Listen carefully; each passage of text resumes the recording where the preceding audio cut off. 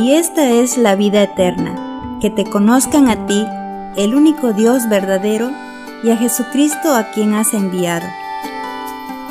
Bienvenidos a su programa Teología para el Diario Vivir.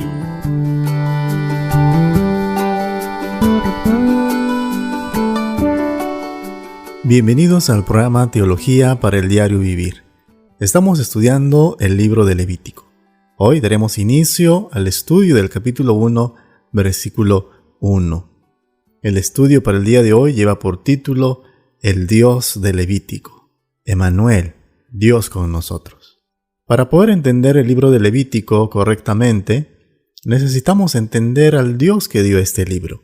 Levítico habla de Dios descendiendo para vivir entre nosotros. Pero hay un problema en esto debido a quién es Dios y quiénes somos nosotros. Dios es santo y nosotros pecadores. El libro de Levítico trata de cómo tratamos con este problema. El libro nos muestra que la respuesta no está en nosotros, sino en Cristo. El Dios de Levítico, de todas las ceremonias, fuego y sacrificios, es Emmanuel, Dios con nosotros. En el estudio de hoy vamos a ver 3 puntos importantes que encontramos en este versículo 1 de Levítico capítulo 1. En primer lugar vamos a ver que el Dios de Levítico es el Dios que llamó a Moisés. Levítico 1:1 dice: Llamó Jehová a Moisés y habló con él desde el tabernáculo de reunión, diciendo. Al leer Levítico 1:1 debemos familiarizarnos con quién es este Dios. Se le describe como Jehová. En hebreo el nombre Jehová tenía 4 letras, la Y, la H, la W y la H. A menudo se denominaba tetragramaton, que significa nombre de 4 letras. Luego se agregaron vocales al tetragramaton antes del siglo VI, ya que en el idioma hebreo no tienen vocales, dando el nombre Yahweh, que se transcribe más comúnmente en nuestro idioma como Jehová. Debemos tener en cuenta que cuando en nuestra traducción de la Biblia aparece la palabra Señor en mayúscula, significa Jehová. Jehová es el nombre de Dios más sagrado y santo para los judíos. Ellos tenían gran temor de contaminar su santo nombre, y por eso se negaban a pronunciarlo, sustituyéndolo con el nombre Adonai. Ellos temían tanto quebrantar el mandamiento de Éxodo 27. Para entender el llamado de Dios a Moisés, vayamos por un momento al libro de Éxodo, capítulo 3, versículos 1 al 15. En este pasaje se registra por primera vez el encuentro de Moisés con Dios. Y viene la siguiente pregunta a nuestra mente. ¿Cómo se le presentó Dios a Moisés en Éxodo 3? Se le presentó mediante una teofanía. ¿Y qué es una teofanía? Una teofanía es una manifestación de Dios en la Biblia, que es tangible para los sentidos humanos. En su sentido más restrictivo, es una aparición visible de Dios en el periodo del Antiguo Testamento. Con frecuencia, pero no siempre, en forma humana. Aquí vemos a Dios tomando la forma de una llama de fuego en medio de una zarza, que aunque la zarza ardía, no se consumía.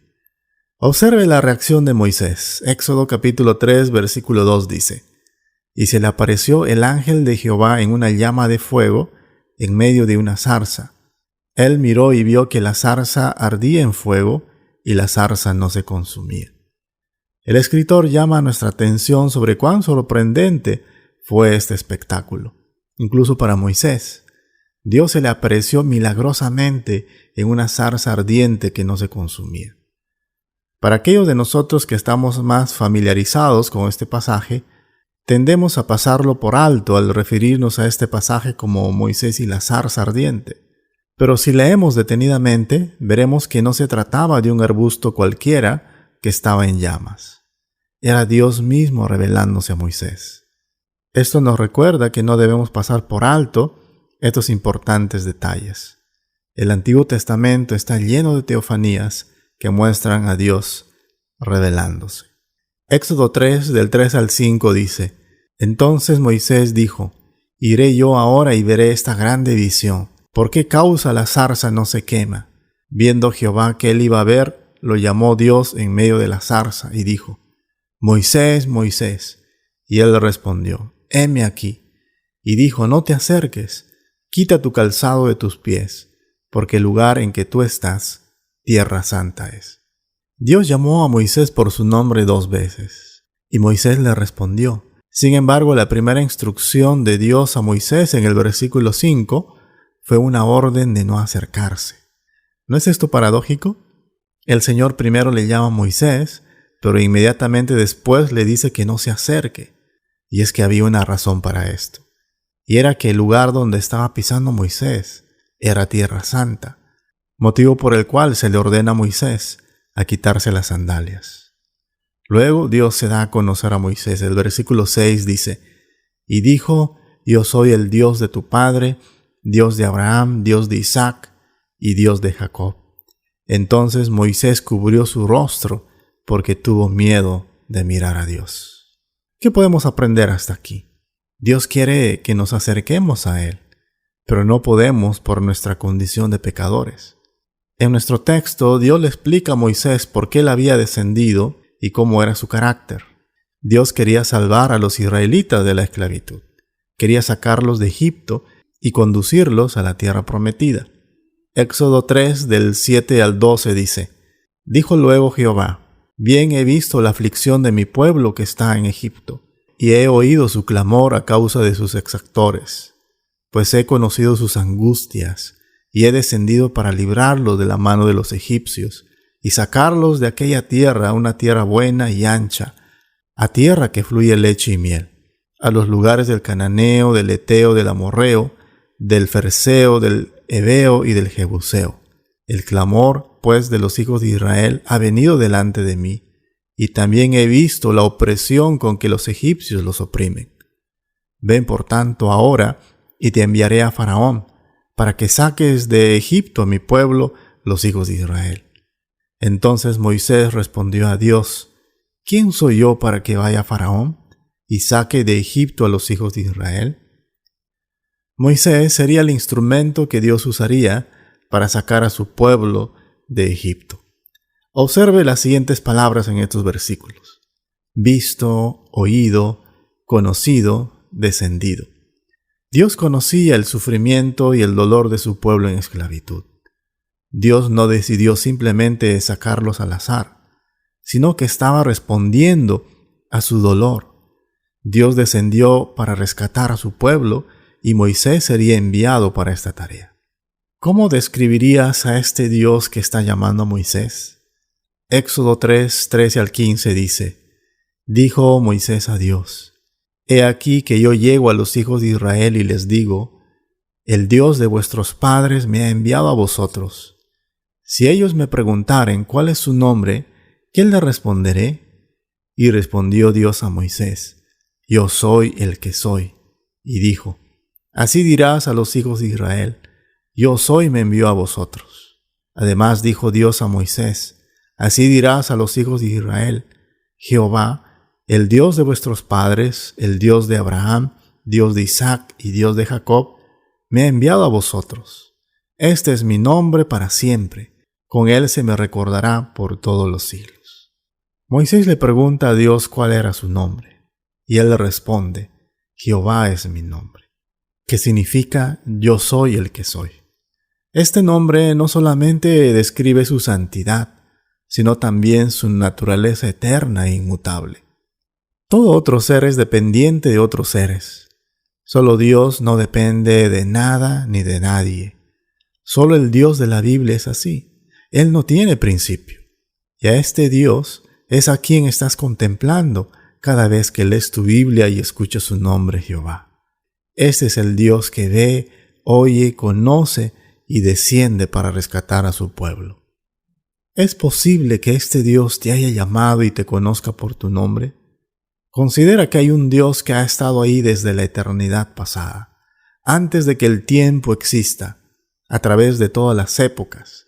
Este Dios sabe todo sobre ti. Él conoce por todo lo que has pasado y te llama por tu nombre. Si eres un creyente, has sido reconciliado con este Dios por medio de Cristo.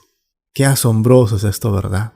Entonces, ¿cómo viviríamos nuestra vida de una manera que mostráramos que lo conocemos? ¿Habrá algo que podría asustarte o deprimirte si sabes que este Dios es quien vela por ti cada día? Solo entonces tu corazón conocerá el verdadero descanso y la verdadera paz, si realmente sabes quién es este Dios. En segundo lugar, vamos a ver que el Dios de Levítico es el Dios que habla. Vamos a leer nuevamente el versículo 1 del capítulo 1. Llamó Jehová a Moisés, y el texto dice, y habló con él. En este texto vemos a Dios llamando a Moisés y hablando con él. Y ahora, ¿qué significa esto? Significa que el Dios de la Biblia es un Dios que habla. Así es como Dios ha elegido hacer las cosas. Él ha elegido revelarse a través de las palabras, porque las palabras revelan el pensamiento y forman la base de las relaciones. Y las palabras se pueden escribir y transmitir. El Padre siempre ha utilizado palabras para comunicar su amor por el Hijo. Y lo mismo hizo el Hijo con el Espíritu. Y así es como Él eligió comunicarse también con el hombre.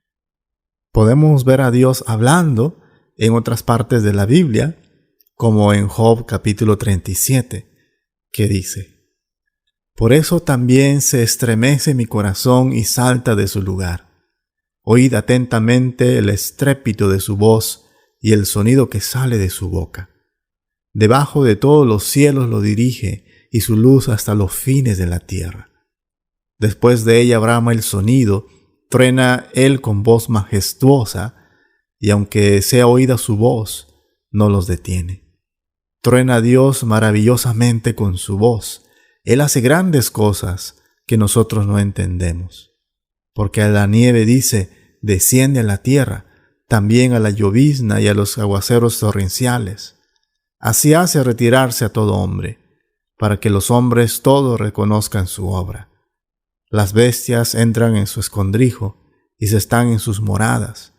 Del sur viene el torbellino y el frío de los vientos del norte. Por el soplo de Dios se da el hielo y las anchas aguas se congelan. Regando también llega a disipar la densa nube y con su luz esparce la niebla. Asimismo, por sus designios se resuelven las nubes en derredor, para hacer sobre la faz del mundo, en la tierra, lo que Él les mande. Unas veces por azote, otras por causa de su tierra, otras por misericordia las hará venir. Mi estimado hermano, quisiera hacerte esta pregunta. ¿Qué estamos haciendo con lo que Dios ya nos ha hablado? ¿Cómo estamos tratando a la Biblia? ¿Estamos atesorando la palabra de Dios porque en ellas hay poder y vida? En los días en los que la Biblia nos parece aburrida, tenemos que volver a pasajes como Job 37 y recordar que hay un Dios que habla. Y Él no es un Dios cualquiera, sino que es el Dios de la zarza que arde y no se consume. En tercer lugar, el Dios de Levítico es el Dios que habita. Vamos a leer una vez más el capítulo 1, versículo 1. La palabra del Señor dice: Llamó Jehová a Moisés y habló con él desde el tabernáculo de reunión. En Levítico 1:1 leemos cómo Dios se dirigió al pueblo desde el tabernáculo de reunión. En los próximos programas estudiaremos más acerca de este tema, pero en resumen, el tabernáculo se dividía en tres partes. La primera parte era el patio exterior, con las cortinas exteriores. Ahí se encontraba el altar de bronce y la fuente de bronce. Este lugar no era limpio, sino desordenado y sucio, con gente alrededor haciendo sacrificios por sus pecados. Este era el único lugar donde el pueblo podía entrar. La segunda parte era el lugar santo, con la tienda del tabernáculo, el velo, la mesa del pan de la proposición, el altar del incienso y el candelabro de oro. En este lugar solo podían entrar los sacerdotes y solo después de una limpieza ceremonial. En tercer lugar se encontraba el lugar santísimo. Esta era la parte más íntima del tabernáculo. Allí solo podían entrar el sumo sacerdote solo una vez al año. El único mueble que se encontraba en este lugar era el arca del pacto. El tabernáculo estaba en el centro de la comunidad, y en el centro estaba el arca, que simbolizaba la presencia de Dios. Israel estaba destinado a vivir con Dios como el centro de todo, y la presencia de Dios en el tabernáculo serviría como un recordatorio constante de su presencia en sus vidas. Cuando vemos cómo estaba arreglado el tabernáculo, y en las siguientes semanas veremos la ley en Levítico, y considerando nuestro pasaje de hoy en Levítico 1:1, podemos entender por qué las palabras de pasajes como Mateo capítulo 1 y Juan capítulo 1 eran tan increíbles para los judíos. Los escritores del Evangelio estaban diciendo que en Cristo tenemos algo mejor que el tabernáculo y la nube de gloria.